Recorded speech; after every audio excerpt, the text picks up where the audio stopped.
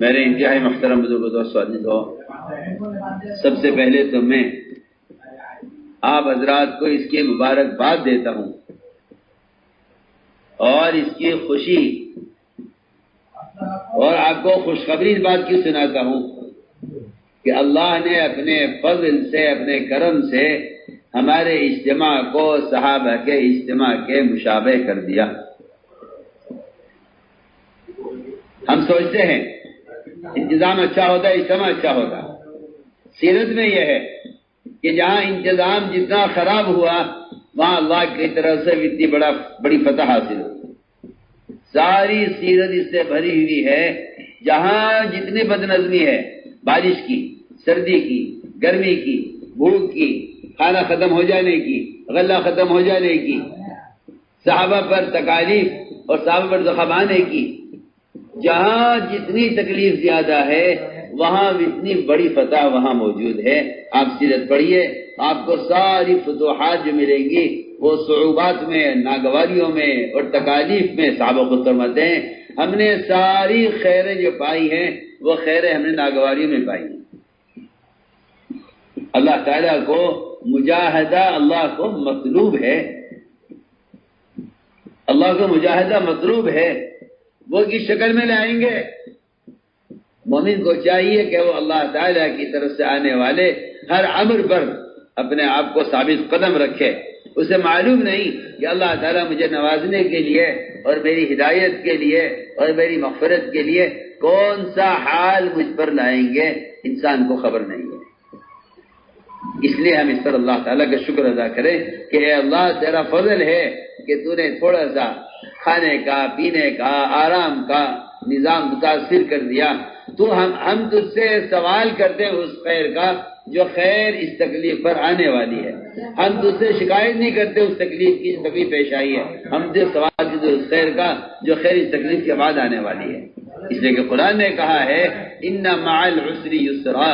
کہ ساری ہدایت کی خیریں وہ اس راستے کی تکالیف پر موقوف ہیں۔ ان مع العسر یسرا، ان مع العسر یسرا 2 مرتبہ فرمایا ہے۔ تو 2 مرتبہ بتانے کا مطلب یہی ہے کہ قیامت تک امت کے ہدایت پر رہنے کا سلسلہ یہی رہے گا کہ دشواریاں، تنگیاں، پریشانیاں، بے آرامی، سردی، گرمی، برسات،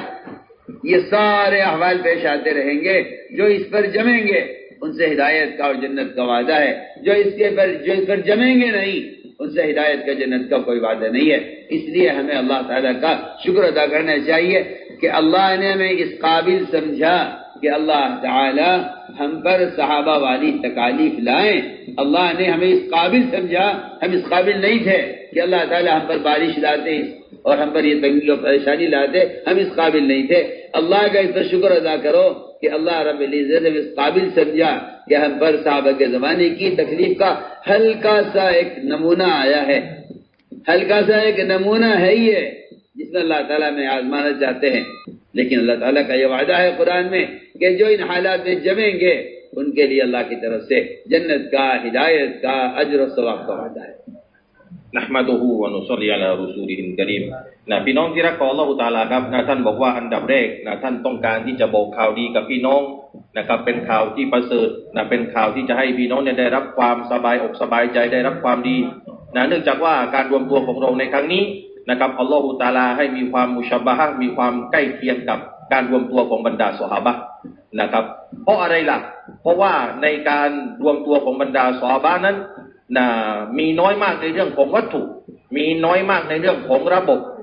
มีน้อยมากในเรื่องของความสมบูรณ์แต่ว่าในความน้อยนิดอันนั้นแหละที่อัลลอฮฺตะอาลาให้เป็นอัสบาบของการฟัตฮ์ของการได้รับความสำเร็จนะครับในมากมายเท่าใดที่อินติซอมระบบต่างๆยิ่งน้อยมากมายเท่าไรก็ตามมากมายเท่านั้นแหละที่จะเป็นอัสบาบให้บรรดาซอฮาบะห์เนี่ยได้รับการฟัตฮ์ได้รับชัยชนะจากอัลลอฮฺตะอาลานะครับความร้อนความหนาวความเย็นการไร้ซึ่งอาหารการไร้ซึ่งเสื้อผ้าการไร้ซึ่งอุปกรณ์ต่างๆท่านบอกว่านะครับด้วยกับการที่ซอฮาบะห์เนี่ยมีความน้อยในสิ่งเหล่านั้นยิ่งน้อยมากเท่าไหร่อัลลอฮฺตะอาลาก็ให้ความสำเร็จกับบรรดาซอฮาบะห์มากเท่านั้น ท่านบอกว่าพี่น้องที่มีเกียรติของอัลลอฮฺตะอาลาครับจริงๆแล้วในการมัตลูบในความต้องการของอัลลอฮฺตะอาลาก็คือการมุจาฮาดะห์ยิ่งบ่าวของอัลลอฮฺตะอาลามีความมุจาฮาดะห์มากเท่าไหร่กับศาสนาของอัลลอฮฺตะอาลามากมายเท่านั้นแหละที่อัลลอฮฺตะอาลานะครับก็จะให้ความสำเร็จต่อบ่าวของอัลลอฮฺตะอาลาเพราะจริงๆแล้วที่อัลลอฮฺตะอาลาต้องการนั้นคือการเสียสละที่อัลลอฮฺตะอาลาต้องการนั้นคือการมุจาฮาดะห์นะครับไม่ใช่ว่าด้วยกับความสมบูรณ์ไม่ใช่ด้วยกับความสะดวกสบายแต่ด้วยกับความที่ขาดตกห้องแล้วก็มีการมุจาฮาดะห์ในสิ่งนั้นแหละที่อัลลอฮฺตะอาลามีคำสัญญามีวะดะห์ในฮิดายะห์แล้วก็ในญันนะห์ของอัลลอฮฺตะอาลาด้วยนี้แหละพี่น้องที่มีเกียรติของอัลลอฮฺตะอาลาครับอัลลอฮฺตะอาลาเลยกล่าวในอัลกุรอานว่าอินนามะอันอุสรียุสรอกล่าวถึง2 ครั้งด้วยกันเพราะอะไรล่ะเพราะว่าในความลำบากนั่นแหละอัลลอฮฺตะอาลาซ่อนไว้ซึ่งฮิดายะห์ในความลำบากนั่นแหละที่อัลลอฮฺตะอาลาซ่อนไว้ซึ่งชัยชนะด้วยนี้ท่านบอกว่าจริงๆแล้วพี่น้องครับเราต้องชุกรต่ออัลลอฮฺตะอาลาเพราะเราจริงๆแล้วไม่เหมาะสมกับเนี่ยมัดความลำบากอันนี้เราไม่เหมาะสมกับเนี่ยมัดความลำบากอันนี้แต่อัลลอฮฺตะอาลาเห็นว่าเราเนี่ยเหมาะสมอัลลอฮฺตะอาลาเลยทดสอบเราด้วยกับสายฝนของอัลลอฮฺตะอาลาจริงๆแล้วเราไม่ใช่จะชิกายะต่ออัลลอฮ์เราไม่ใช่จะฟ้องร้องต่ออัลลอฮ์ว่าโอ้ยาอัลลอฮ์ทำไมถึงให้สิ่งนี้เกิดขึ้นทำไมถึงให้เป็นอย่างนี้แต่เราต้องใช้เหตุผลเหล่านี้แหละในการที่จะขอฮิดายะห์จากอัลลอฮฺตะอาลาแล้วก็ชูกรต่ออัลลอฮฺตะอาลาว่าถึงแม้เราจะไม่เหมาะสมในสิ่งที่บรรดาซอฮาบะห์เคยได้รับการทดสอบแบบนี้จากอัลลอฮฺตะอาลาแต่ว่าอัลลอฮฺตะอาลาก็ยังเอ็นดูเราให้เราเนี่ยได้รับในสิ่งที่ซอฮาบะห์เคยโดนทดสอบด้วยนี้ท่านบอกว่านะครับสิ่งนี้แหละที่เราเผชิญอยู่น่าจะเป็นสิ่งที่ทำให้เราเนี่ยเป็นสาเหตุของการได้รับญันนะห์ของอัลลอฮ์และก็ฮิดายะห์จากอัลลอฮฺตะอาลา मौलाना इलियास साहब रहमतुल्लाह अलैह फरमाते थे कि उम्मत के अंदर सलाहियत है लेकिन ये सारी सलाहियतें वो दुनिया के लिए तकलीफ उठाने के लिए हैं दीन के लिए तकलीफ उठाने के लिए नहीं रही हैं सलाहियत मौजूद है लेकिन वो सलाहियत दुनिया के लिए तो है कि दुनिया के लिए आदमी तकलीफ बर्दाश्त कर लेगा लेकिन दीन के लिए तकालीफ के बर्दाश्त करने का मिजाज नहीं है हालांकि अल्लाह रब्बुल इज्जत दीन में के रास्तों में तकालीफ लाते इसीलिए हैं कि ताकि अल्लाह ये चाहते हैं कि मैंने इसको जो सलाहियत दी है जिस्मानी क़ुव्वत की या माली क़ुव्वत की या इस सलाहियत को अल्लाह के दीन पर खर्च करे तो उम्मत के अंदर सलाहियत तो है लेकिन वो सलाहियत दुनिया के लिए इस्तेमाल होती है इसलिए आदमी दुनिया के हर तकाजे के लिए हर तकलीफ को बर्दाश्त करने के लिए तैयार हो जाता है लेकिन आखिरत के लिए तकालीफ को बर्दाश्त करने का मिजाज नहीं है इसलिए मैंने अर्ज किया कि इस रास्ते की तकालीफ पर अल्लाह से हिदायत की मिलने की उम्मीद की जाए और इस रास्ते की तकालीफ पर अल्लाह का शुक्र अदा किया जाए क्योंकि अल्लाह रब्बुल इज्जत ने हिदायत का जो वादा किया है वह अपने रास्ते की तकालीफ पर किया है ตัวนี้นะครับท่านมอนาอินยาสรอห์มะตุลลอฮิได้กล่าวว่าจริงๆแล้วในอุมมะนี้มีคุณสมบัติในการที่จะทนในการที่จะเสียสละกับศาสนาของอัลลอฮฺตะอาลาแต่เนื่องจากว่าอุมมะนี้เอาคุณสมบัติแบบนี้แหละไปใช้กับเรื่องดุนยาอย่างเดียวเลยคุณสมบัติอันนี้อุมมะนี้ไม่พร้อมในการที่จะเสียสละกับศาสนา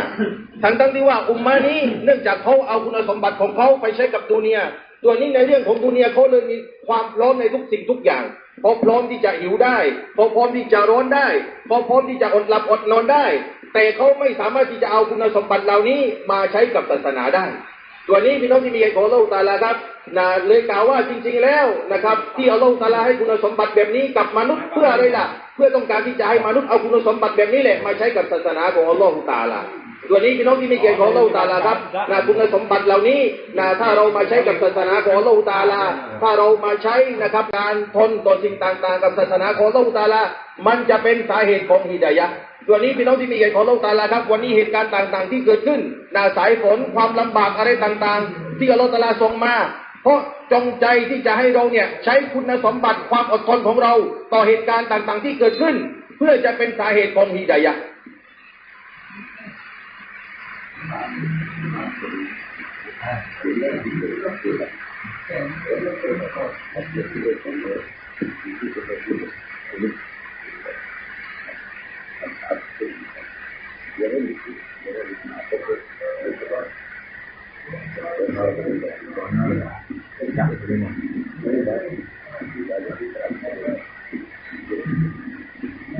انسان کی یہ فطرت ہے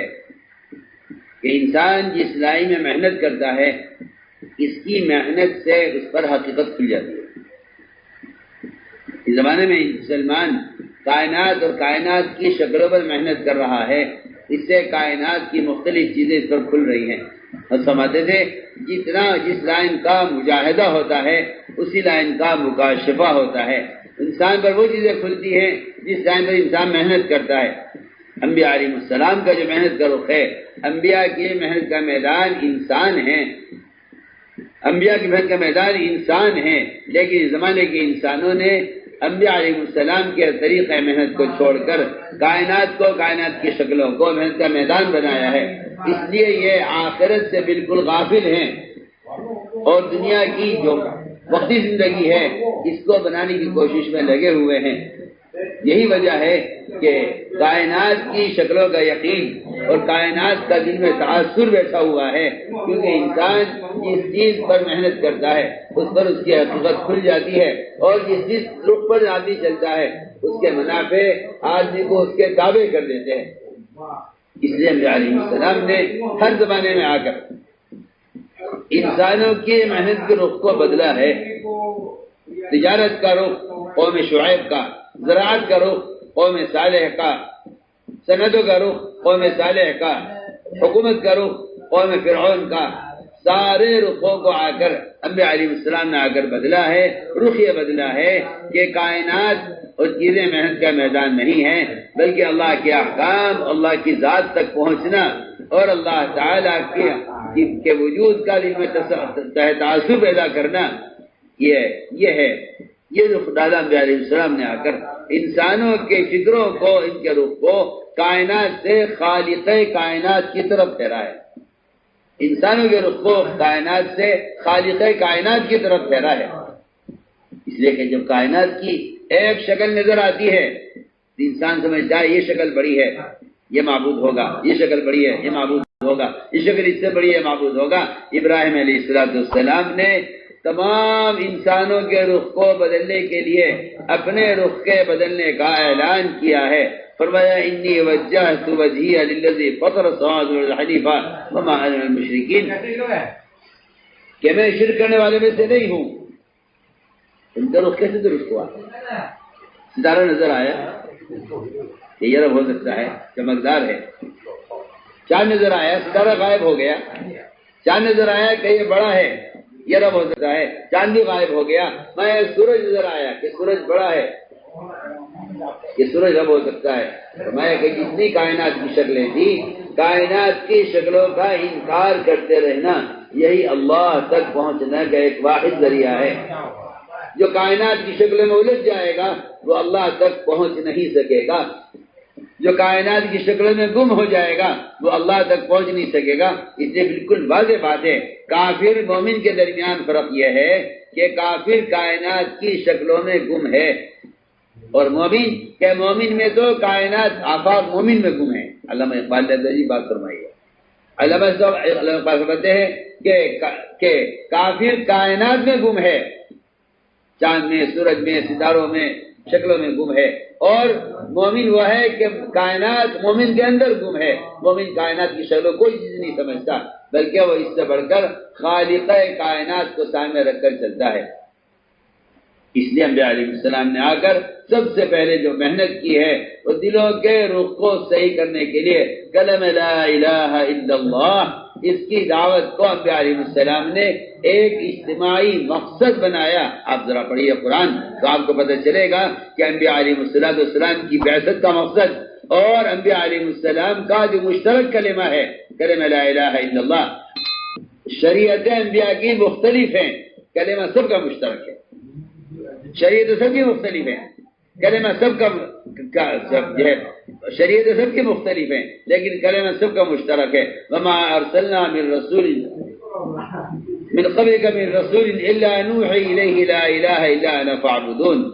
انبیاء علیہ السلام کا سب کا کلمہ مشترک ہے، ہر نبی کلمہ لے کر آیا ہے۔ انبیاء علیہ السلام کو پاگل کہلائے جانے کی جو بنیادی سبب ہے وہ سبب یہ ہے نبیوں کو پاگل کہلائے جانے کا کہ انبیاء علیہ السلام نے کائنات کی ساری شکلوں سے نہ ہونے محض اللہ کی ذات سے ہونے کی دعوت دی ہے۔ تجارت کی شکلوں میں، زراعت کی شکلوں میں، صنعتوں کی شکلوں میں، حکومتوں کی شکلوں میں، ہتھیاروں کی شکلوں میں، ساری شکلوں کا انکار کیا اللہ کی توحید کو قائم بیان کرنے اور اللہ کا تعارف کرانے کے لیے۔ تو میں عرض کرنا چاہتا ہوں کہ اللہ کے غیر سے اللہ کے رخ جب پھرتا ہے جب اللہ کے ما سوا کا انکار کیا جائے۔ ابراہیم علیہ السلام نے ساری شکلوں کا انکار کیا۔ پھر سوال آیا ان بادشاہوں کی شکلوں کا جن کے قبضے میں حکومت، جن کے قبضے میں ملک کا نظام ہوتا ہے، جن کے قبضے میں ملک کا نظام ہوتا ہے، ان کا نمبر آیا۔ نمرود نے کہا کہ رب میں ہوں، کیونکہ رزاق میں ہوں، میں رزق دیتا ہوں۔ انسان کائنات کی جس شکل کو بھی بڑا سمجھ لے گا اس شکل کے تابع ہو جائے گا، کائنات کی جس شکل کو بڑا سمجھ لے گا اس شکل کے تابع ہو جائے گا۔ سوال ہوا ابراہیم علیہ السلام سے، بتاؤ پالنے والا کون ہے؟ ماں نے کہا میں تمہیں پالتی ہوں۔ آدو کون پالتا ہے؟ کہ مجھے تیرا باپ آذر پالتا ہے۔ آذر کون پالتا ہے؟ کہ آذر کو نمرود پالتا ہے۔ نمرود کو کون پالتا ہے؟ یہاں آ کر کفر کا کلام ختم ہو گیا۔ انہوں نے کہا نمرود تو رب الارباب ہے، وہ سب کو پالتا ہے۔ ابراہیم علیہ السلام کے بعد سمجھ نہیں آئی۔ حضرت فرماتے تھے کہ جب اعضاء کے اعتبار سے میں، میری ماں، میرا باپ نمرود اعضاء کے اعتبار سے برابر ہیں اور مخلوق ہونے میں برابر ہیں، تو پھر یہ نمرود رب کیسے ہو سکتا ہے؟ جب اعضاء کے اعتبار سے ہم برابر ہیں تو نمرود رب کیسے ہو سکتا ہے؟ ابراہیم علیہ السلام کو یہاں سے چڑھ گئی کہ نہیں، نمرود کو پالنے والا کون ہے؟ جتنے حالات میں ابراہیم علیہ السلام پر آئے ہیں ان سارے حالات کا بنیادی سبب ہی یہی ہے کہ اللہ کے بادشاہ کا انکار کیا، اس پر حالات پیش آئے۔ اللہ کے بادشاہ کا انکار کیا، اس پر حالات پیش آئے۔ ابراہیم علیہ السلام نے ساری شکلوں کا انکار کیا۔ امتحان ایمان کا ہوتے ہوتے نوبت یہاں تک آ گئی کہ نمرود نے ابراہیم علیہ السلام کو آگ میں ڈالنا طے کیا کہ یا تو مجرد تسلیم کرو ورنہ پھر اس آگ میں جلائے جاؤ گے۔ یہاں ایمان کا امتحان ہے کہ جب آپ ساری شکلوں کا انکار کرتے آئے ہیں، آخر میں سب سے بڑی شکل آئی جبرائیل کی۔ جبرائیل اللہ کی تمام مخلوق میں سب سے بڑی شکل ہے۔ مخلوق ہونے کے اعتبار سے اللہ کا غیر ہیں، مخلوق ہونے کے اعتبار سے جبرائیل میں اور چونٹی میں کوئی فرق نہیں ہے۔ اللہ کے محتاج ہونے میں جبرائیل میں اور چونٹی میں کوئی فرق نہیں ہے۔ ان کے آپس کا فرق ان کے درمیان میں ہے، اللہ کے ان کے درمیان کے اعتبار سے جبرائیل چونٹی میں کوئی فرق نہیں ہے۔ ابراہیم علیہ السلام نے جبرائیل کی مدد کا انکار کیا۔ اما الیک فلا، کہ ہمیں آپ کی حاجت نہیں ہے، ہمیں آپ کی حاجت نہیں۔ اللہ تعالی لکھا ہے کہ ابراہیم علیہ السلام توپ کے اور آگ کے درمیان میں تھے، جہاں جبرائیل نے اپنی قوت اور اپنا سبب پیش کیا ہے۔ ابراہیم علیہ السلام آیا اما الیک فلا، ہمیں آپ کی حاجت نہیں۔ جبرائیل کا آنا بطور امتحان کے ہے، بطور مدد کے نہیں ہے۔ جبرائیل کا آنا بطور امتحان کے ہے۔ ہم دیکھنا چاہتے ہیں کہ جن کا تفکر اللہ کی ذات پر ہوتا ہے وہ کس شکل کو اپنے آگے رکھتے ہیں۔ ابراہیم علیہ السلام کا اللہ سے مدد لینا براہ راست تھا، اس لیے اللہ تعالیٰ نے آگ کو بجھانے میں اللہ نے اپنے امر کو استعمال کیا ہے۔ اللہ آپ سوچیے، آپ اللہ تعالیٰ کے پاس اسباب، اللہ کسی بھی سبب کو کسی بھی کام کے لیے خود استعمال کر سکتے ہیں، وہ اسباب پر قادر مطلق ہیں، وہ اسباب کو جس کو چاہے استعمال کریں، لیکن یہاں ابراہیم علیہ السلام کی آگ کو بجھانے کے لیے اللہ نے کسی سبب کو استعمال نہیں کیا، نہ پانی کو، نہ مٹی کو، نہ ہوا کو، نہ کسی اور شکل کو۔ اللہ نے آگ کو اپنے امر سے ٹھنڈا کیا ہے۔ اس کا مقصد یہ تھا، ابراہیم جب تمہارا ہم سے مانگنا براہ راست ہے تو ہمارا آگ کو ٹھنڈا کرنا براہ راست ہمارے امر سے ہوگا۔ اللہ تعالی نے آگ کو اپنے امر سے ٹھنڈا کیا ہے۔ آپ کو اپنے عمل سے ٹھنڈا کیا ہے، سبب سے ٹھنڈا نہیں کیا، اپنے عمل سے ٹھنڈا کیا ہے۔ تو میں نے عرض کیا کہ شکلیں آئیں گی سامنے، یہ انسان کی فطرت ہے، جس چیز سے یہ نفع نقصان کا تصور کر لے گا، تو جس چیز سے نفع نقصان کا یقین کر لے گا، یہ اس کے تابع ہو جائے گا۔ دین سے رخ پھیرنے کی بنیادی وجہ یہ ہے کہ دنیاوی نقصانات مسلمان کو اللہ کے احکام سے ہٹا دیتے ہیں، کیونکہ اللہ کو رب ماننا صرف یہ نہیں ہے کہ میں اللہ کو رب مانتا ہوں، اللہ کو رب ماننا یہ ہے کہ اب آپ اس کی عبادت میں، اس کی اطاعت میں ساری شکلوں سے رخ پھیر لیں۔ جو آدمی سبب کے لیے، جو آدمی نماز کے لیے سبب کو نہیں چھوڑ رہا ہے، جو آدمی نماز کے لیے دکان کو نہیں چھوڑ رہا ہے، اس کا یقین دکان پر ہے، اس کا یقین عمل پر نہیں ہے۔ یقین جس چیز پر ہوگا آدمی اس کو مقدم کرے گا، اگر یہ سبب کو مقدم کرتا ہے عمل پر تو اس کا یقین سبب پر ہے، اور اگر یہ عمل کو مقدم کرتا ہے سبب پر تو اس کا یقین عمل پر ہے۔ اللہ تعالیٰ ایمان کو جانچنے کے لیے حالات لاتے ہیں، دیکھنے کے لیے کہ اگر نماز اور دکان جمع ہو جاتی ہیں تو یہ آگے کس کو رکھتا ہے، اگر نماز کو چھوڑتا ہے دکان کے لیے تو اس کا معبود دکان ہے، اگر یہ حکم کو چھوڑتا ہے سبب کے لیے تو اس کا معبود سبب ہے، اور اگر اس سبب کو چھوڑتا ہے حکم کے لیے تو اس کا معبود اللہ ہے۔ بالکل سیدھی بات، قرآن نے اس کو صاف کر دیا بالکل، کہ جو آدمی اللہ سے رخ پھیر کر، اور اللہ سے رخ پھیرنے والا جو اللہ کا انکار کرتے نہیں، جو اللہ کے احکام کا انکار کر رہا ہے وہ اللہ سے رخ پھیرنے والا ہے۔ اللہ کی طرف رخ ہونے کا مطلب یہ نہیں ہے کہ میں اللہ کو جانتا ہوں، اللہ کی طرف رخ کرنے کا مطلب یہ ہے، اور توجیہ سے کہتے ہیں ابراہیم علیہ السلام کی جو توجیہ ہے وہ توجیہ یہ ہے کہ میں نے وہ تمام شکلیں، جو شکلیں مجھے اللہ کی طرف جانے سے روکنے والی تھی، میں نے ان تمام شکلوں سے رخ پھیر لیا ہے۔ ایمان والوں میں ایمان کا دعویٰ پیدا ہو گیا کہ ہم ایمان والے ہیں۔ قرآن احادیث پر غور کیا جائے کہ ایمان والا کس کو کہا گیا ہے، قرآن میں غور کیا جائے کہ ایمان والا کس کو کہا گیا ہے، کیا ایمانی صفات ہیں، مومن کون ہے۔ قرآن میں غور کیا جائے کہ مومن کون ہے تو قرآن کی آیتوں سے ایمان کی حقیقت معلوم ہوتی ہے، اور احادیث پر غور کرنے سے ایمان کی حقیقت معلوم ہوتی ہے۔ اور انہوں نے صاف فرمایا ہے کہ ایمان والے ہی کامیاب ہیں۔ آگے تفصیل ہے، الذین هم فی صلاتهم خاشعون والذین عن اللغو معرضون والذین هم للزکاة فاعلون والذین هم لفروجهم حافظون۔ ایمان اپنی علامتوں کے ساتھ ہے، ایمان اپنی علامتوں کے ساتھ ہے۔ اللہ رب العزت مومن کو اسباب میں رکھتے ہی ہیں اس کے ایمان کا امتحان لینے کے لیے، کہ مومن اسباب کی دنیا میں آ کر، اسی لیے امتحان انسان کا ہے، امتحان انسان کا ہے، کیونکہ انسان کو اسباب کا محتاج بنایا ہے،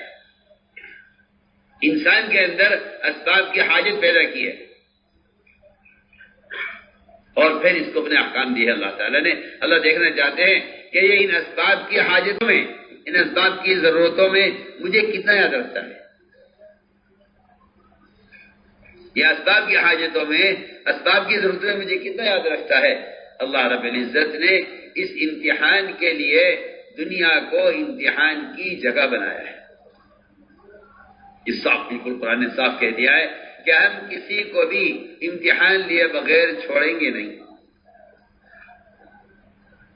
ہم ہر مومن کا امتحان لیں گے، ہم ہر مومن کا امتحان لیں گے۔ قرآن نے صاف کہہ دیا بالکل۔ کیا ایمان والوں کا خیال یہ ہے کہ آمنا کہہ دیں گے ہم ان کو چھوڑ دیں گے؟ نہیں، بلکہ ہم ان کا سخت امتحان لیں گے۔ اللہ رب العزت نے دنیا کو امتحان کی جگہ بنایا ہے، انبیاء کا، صحابہ کا، اولیاء کا، میرا، آپ کا، قیامت تک آنے والے عام مسلمانوں کا، سب کا امتحان ہوگا اسباب میں، کہ ہم دیکھنا چاہتے ہیں کہ تم ہمیں اسباب میں کتنا یاد رکھتے ہو۔ جی ہاں، 4 امتحان ہیں اسباب میں، اچھی طرح یاد رکھیے، 4 امتحان ہیں اسباب میں۔ پہلا امتحان کہ اگر ہم تمہیں اسباب زینت، اسباب معیشت دیں، تجارت کے اسباب یا زینت کے اسباب، تم اس میں ہمیں کتنا یاد رکھتے ہو۔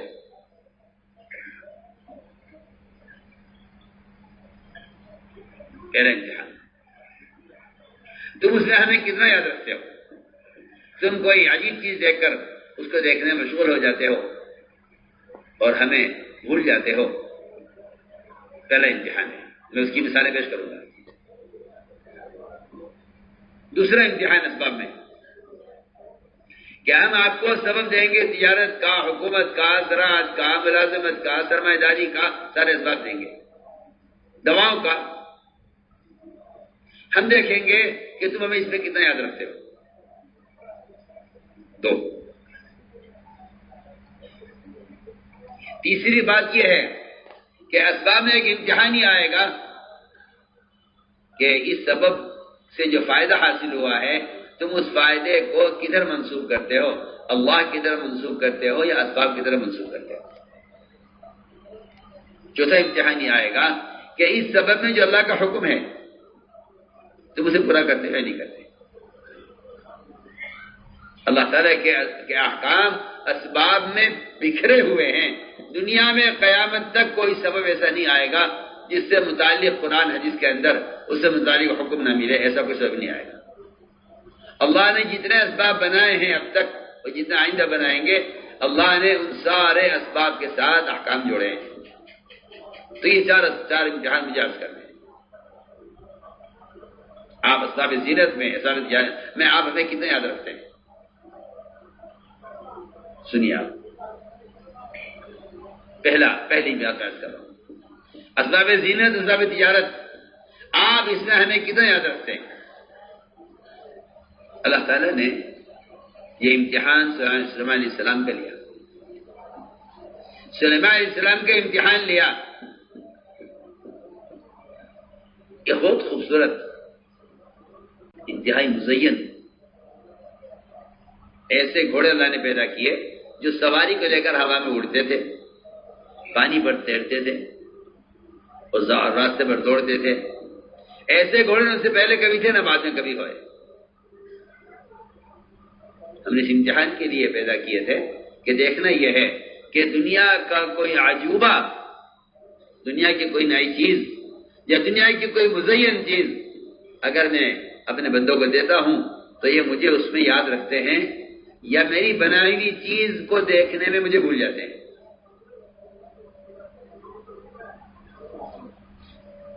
سلیمان علیہ السلام ان گھوڑوں کو دیکھ رہے تھے، ان پر ہاتھ پھیر رہے تھے اور ان کے بعد ریشم زیادہ نرم، ان کی گردن سے ٹیل لگائے کھڑے ہوئے تھے اور اللہ کی قدرت کو دیکھ رہے تھے کہ اللہ کی قدرت دیکھو کہ اللہ تعالیٰ نے کیسے گھوڑے پیدا کیے ہیں۔ ان کو دیکھنے میں عصر کی نماز قضا ہو گئی۔ سوچیے، میں پہلا ایمان کے امتحان کی پہلی مثال دے رہا ہوں۔ آدمی میرے کے پاس بیٹھا ہوا ہے، بات کر رہا ہے، نماز آتی ہے نہیں۔ اپنے اور صحابہ کے ایمان کے بارے میں فرق دیکھو، فرق میری باتیں نہیں ہو سکتی، فرق دیکھو۔ یہاں بیوی سے بات کرنے میں نماز یاد نہیں رہی۔ وہاں عبداللہ بن رواحہ رضی اللہ تعالیٰ عنہ بیوی کی گود میں سر رکھ کر لیٹے ہوئے ہیں اور پلسرات پر گزرنے کو اور اس خطرے کو یاد کر کے رو رہے ہیں کہ وہاں سے گزرنا کیسے ہوگا۔ میں عرض کرتا ہوں، بیوی ہے، اولاد ہے، تجارت ہے، اللہ نے سارے بیان کیے قرآن میں۔ آباؤکم ابناؤکم ازواجکم عشیرتکم، یہ سب چیزیں ہیں۔ تم ان سب میں رہ کر ہمیں کتنے یاد رکھتے ہو؟ یہ امتحان ہے سب سے پہلے اسباب میں۔ ہم نے جو چیزیں تم سے متعلق کی ہیں، تمہیں جن چیزوں سے متعلق کیا ہے، ہم یہ دیکھنا چاہتے ہیں تم ہمیں کتنا یاد رکھتے ہو۔ صالح علیہ السلام گھوڑوں کو دیکھنے مشغول تھے، اثر قضا ہو گیا، اثر قضا ہو گیا۔ اس امتحان کی کامیابی یا ناکامی اس پر ہے کہ اگر آپ عصر کی نماز کے قضا ہونے کی وجہ سے غمگین اور پریشان ہیں، اور آپ اس پریشانی میں اس چیز کو توڑ کر ختم کر دیں جس نے آپ کی نماز قضا کروائی ہے، پھر تو ہم سمجھ لیں گے کہ آپ کو ہمارے عمل کا زیادہ فکر ہے، ہماری عبادت کا زیادہ فکر ہے۔ اور اگر آپ یہ کہتے ہیں کہ چلو نماز قضا ہو گئی تو کوئی بات نہیں، باتیں پڑھ لیں گے، تو اس کا مطلب یہ ہے کہ آپ کو عمل کے ظاہر ہونے کا غم نہیں ہے۔ جنہیں عمل کے ظاہر ہونے کا غم ہوتا ہے وہ اسباب کو اور اپنی ان چیزوں کو چھوڑ دیتے ہیں جو اللہ کی یاد سے غافل کرنے والی ہوتی ہیں۔ اللہ کی یاد سے غافل کرنے والی چیزوں کو چھوڑ دیتے ہیں۔ سلیمان علیہ السلام کو جب سے کہا گیا کہ سلیمان عصر قضا ہو گئی، سلیمان علیہ السلام نے تلوار منگوائی اور سارے گھوڑے کاٹ کر ختم کر دیے۔ فرمایا کہ جو چیز اللہ کی یاد سے غافل کرے اس کو ختم کر دینا چاہیے۔ اس عمل نے سورج کو واپس نکالا۔ بڑھیا، سورج کو واپس لاؤ۔ مجھے عصر کی نماز چاہیے، ساری بادشاہت کے مقابلے میں مجھے صرف عصر کی نماز پسند ہے۔ اسے کہتے ہیں رخ کا صحیح ہونا۔ جو اسلام کو اس کا غم تھا کہ میری عصر قضا ہو گئی۔ سورج واپس نکلا، سلیمان علیہ السلام نے عصر کی نماز ادا کی ہے۔ سوچیے آپ، یہ پہلا امتحان بتا رہا ہوں میں کہ سبب میں کیا، پہلا امتحان کیا ہے۔ تم ہمیں سبب میں کتنا یاد رکھتے ہو، چاہے وہ زینت کے اسباب ہو، چاہے وہ تجارت کے اسباب ہو، تم ہمیں کتنا یاد رکھتے ہو۔ ادھر سلیمان علیہ السلام نے زینت کے گھوڑے کاٹ ڈالے عصر قضا ہونے پر، اللہ نے سورج کو واپس نکال دیا۔ ایک صحابی آپ صلی اللہ علیہ وسلم کے ایسے ہیں کہ وہ اپنے باغ میں نماز پڑھ رہے تھے، نفل نماز، فرض نہیں، نفل نماز۔ ایک چڑیا نے ایک انگور کی بیل سے ایک دانہ کھایا انگور کا۔ ان کو وہ منظر اتنا پیارا لگ رہا تھا کہ وہ بھول گئے کہ نماز زکوٰۃ کون سی تھی، حالانکہ فرض نماز نہیں تھی، نفل نماز تھی، نفل نماز تھی۔ اور باغ ایسا باغ تھا جس باغ پر پورے خاندان کا گزارا ہوتا تھا، اس پر اس کا مدار تھا۔ وہ باغ کوئی خوبصورتی کے لیے نہیں تھا، وہ باغ ضرورت کے لیے تھا۔ ان کو یاد نہیں رہا کہ میری نفل کی نماز 2 رکعت ہوئی، 3 رکعت ہوئی، 1 رکعت ہوئی، وہ بھول گئے، کیونکہ وہ باغ میں انگور کھانے کا منظر دیکھ رہے تھے، پرندے کا، وہ اتنا خوبصورت منظر تھا، اس کو دیکھ کر نماز جاتی رہی۔ یہ صحابی نفل نماز پر انہیں اتنا غم تھا کہ باغ سے باہر نکلے فوراً اور باغ صدقہ کر دیا، چھوڑ دیا۔ بیوی سے کہا اس باغ نے میری نفل میں خیر پیدا کیا ہے، میں اس باغ کو چھوڑ دیتا ہوں۔ میں نہیں کہتا آپ سے کہ آپ اس باغ چھوڑ دیں، میں کہتا ہوں کہ آپ اس پر غور کریں کہ نفل نماز میں بھول ہو گئی، پرندے کو دیکھنے کی وجہ سے اس پورے باغ کو چھوڑ دیا ہمیشہ کے لیے کہ اس نے اللہ کی یاد میں خلل پیدا کیا ہے، اللہ کی یاد میں اس نے جو ہے مجھے اللہ کی یاد بھلا دی ہے اور مجھے رکعت یاد نہیں رہی۔ انہوں نے باغ کو چھوڑ دیا۔ سلیمان علیہ السلام نے زینت کے گھوڑوں کو کاٹ ڈالا۔ اللہ نے سورج کو واپس نکالا کہ میرے بندے کو نماز کے ضائع ہونے کا غم ہے، اس غم کا اثر ہے کہ اس نے گھوڑے کاٹ ڈالے۔ صحابی تستر کا قلعہ فتح کر کے اندر داخل ہوئے، اور ایسی گھمسان کی جنگ تھی کفار کے ساتھ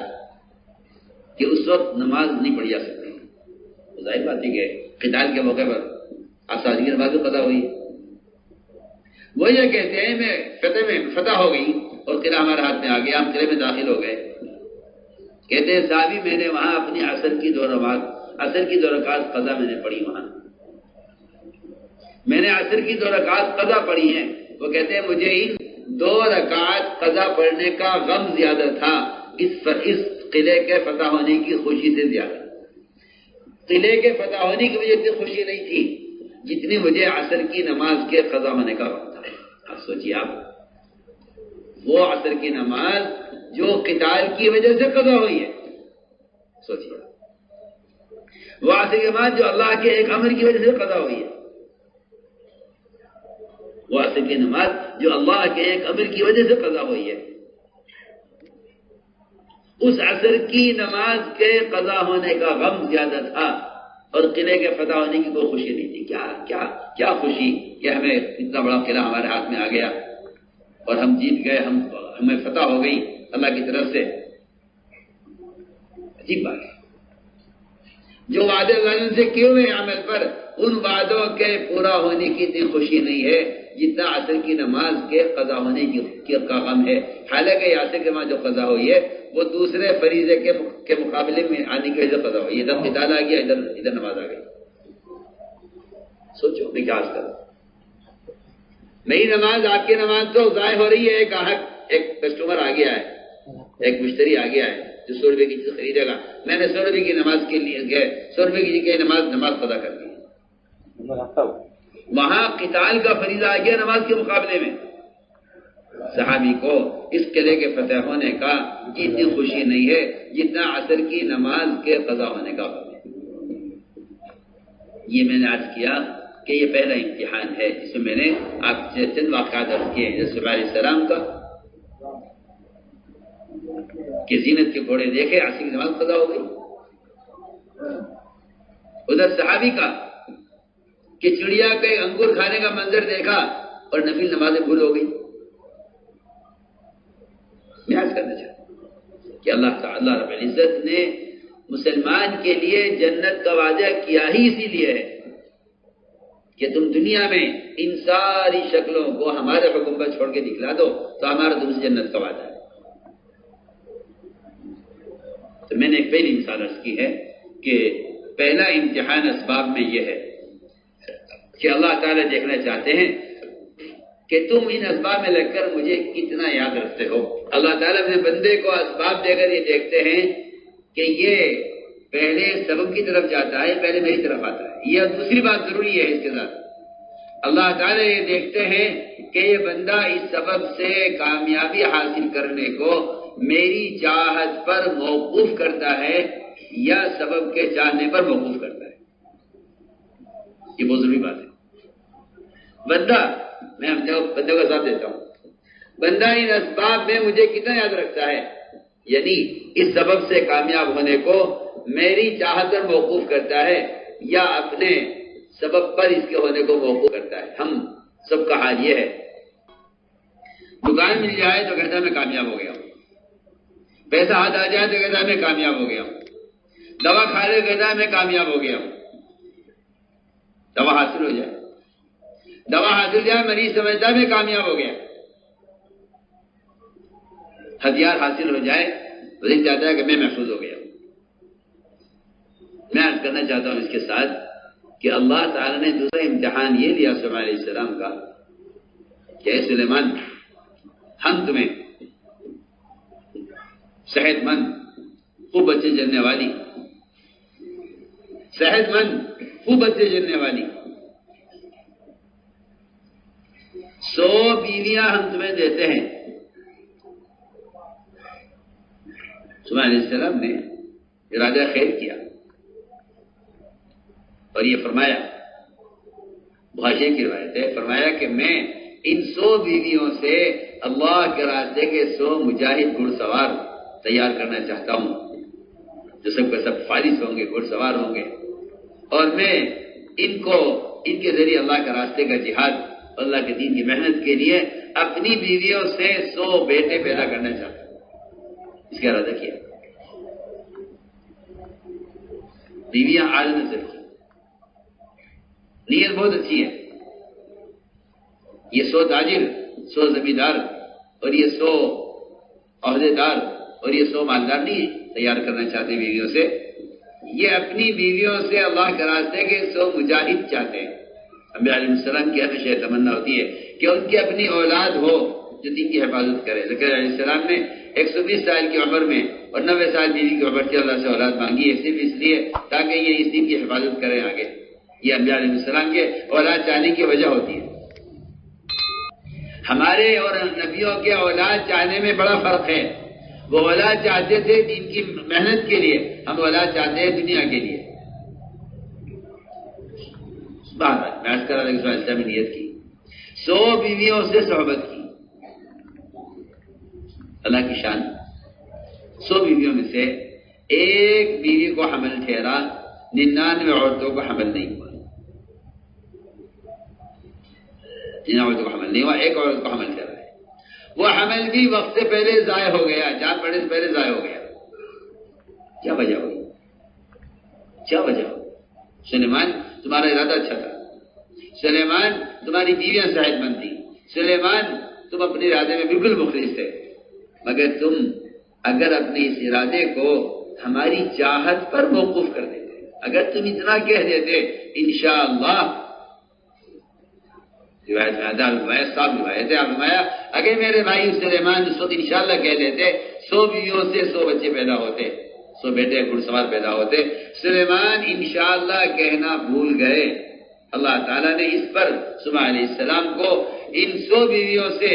ایک بھی اولاد نہیں ہوئی، ایک حمل ٹھہرا وہ بھی اللہ نے اس لیے ضائع کر دیا کہ ہم یہ حمل بھی ہمارے قبضے میں، ہم جب چاہیں ضائع کر دیں۔ وما تشاءون الا ان یشاء اللہ۔ اللہ کا جتنا غیر ہے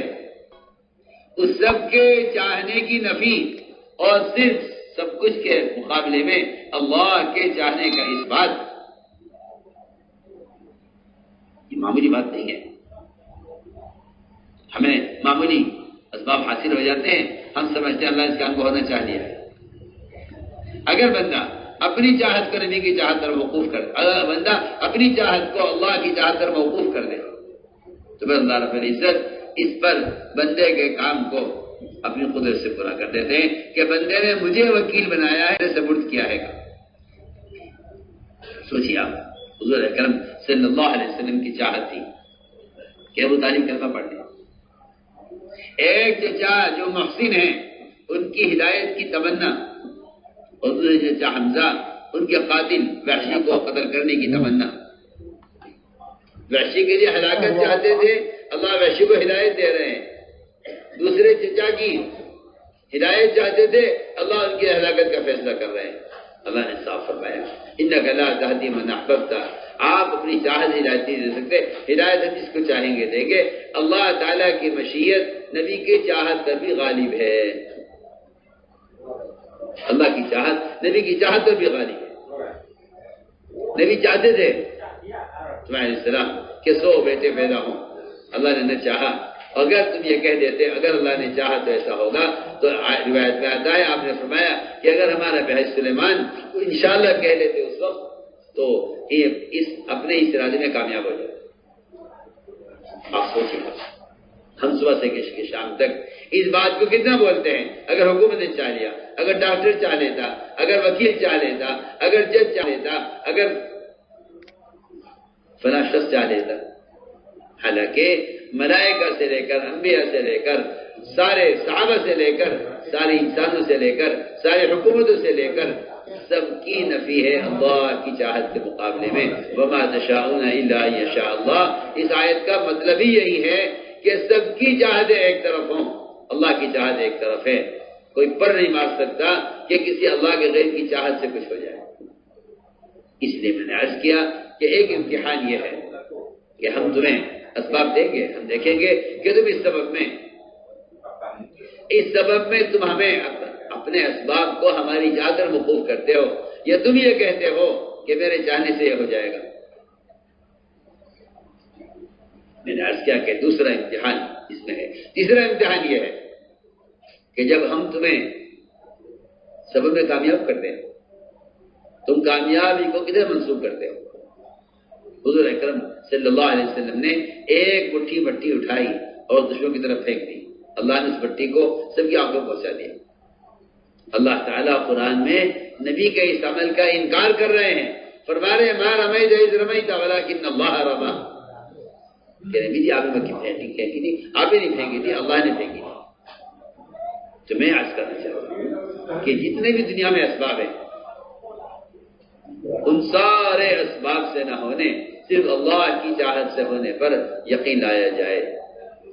فرمایا کہ ہم تمہارا اسباب میں 4 امتحان لیں گے۔ ہمیں کتنے یاد رکھتے ہو؟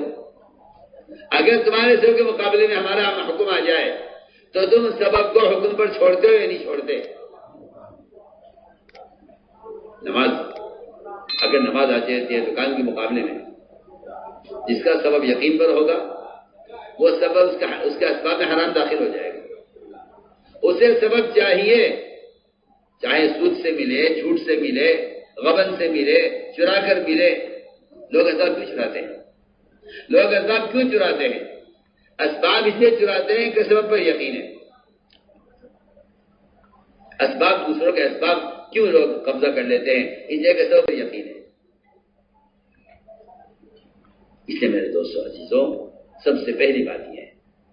کہ ہمیں ایمان بنانے کے لیے اس پر آنا پڑے گا کہ اللہ نے اسباب میں یہ 4 امتحان رکھے ہیں۔ اس لیے ہمارے کام کا مقصد ہے، بنیادی مقصد ہے کہ چیز کے مقابلے میں، اسباب کے مقابلے میں عمل کی طرف دعوت ہو، اسباب کے مقابلے میں عمل کی طرف دعوت ہو۔ ایمان کا کمال یہ ہے، ایمان کا کمال یہ ہے کہ مومن جب عمل اور سبب جمع ہو جائے تو مومن عمل کو مقدم کرے۔ ایمان یہ نہیں کہتا کہ آپ اسباب ترک کر دیں، ایمان یہ کہتا ہے کہ آپ سبب کو مؤخر کر دیں، عمل کو مقدم کریں۔ ایک صحابی نے آپ صلی اللہ علیہ وسلم سے عرض کیا کہ حضرت میں تجارت بحرین جانا چاہتا ہوں۔ آپ نے فرمایا پہلے 2 رکعات نماز پڑھ لو پھر تجارت کرو، تجارت سے نہیں روکا۔ اس لیے توکل اسباب کے ترک کرنے کو نہیں کہتے، توکل اسباب کو ترک کرنا نہیں ہے۔ عمل کے لیے سبب کو مؤخر کرنا توکل ہے۔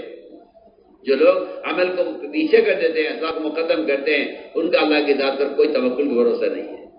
اللہ کی ذات پر توکل اسے کہتے ہیں کہ آدمی ہر قدم پر، ہر موقع پر عمل کو مقدم کرے، سب کو مؤخر کرے۔ اسباب کا ترک کر دینا اور اس کو توکل سمجھنا، اس کا ایمان سے کوئی تعلق نہیں ہے۔ ایمان اس کو کہتے ہی نہیں کہ آپ اسباب کو ترک کریں اور یہ کہ میں اسباب کے بغیر حاجت پوری کروں گا کہ نہیں۔ مومن کو اس کے اختیار، اب اس کا اختیار انسان کو ہے ہی نہیں، کیونکہ اسباب ترک کر کے آپ امتحان میں داخل نہیں ہوئے، جب آپ امتحان میں نہیں آئیں گے آپ کے ایمان کا کوئی اعتبار نہیں۔ میرے انتہائی محترم، بیان آپ کو پسند آیا ہو تو بیان کو لائک، شیئر اور چینل کو سبسکرائب کرنا مت بھولیے۔ کمنٹس میں اپنی رائے کا اظہار ضرور کیجیے۔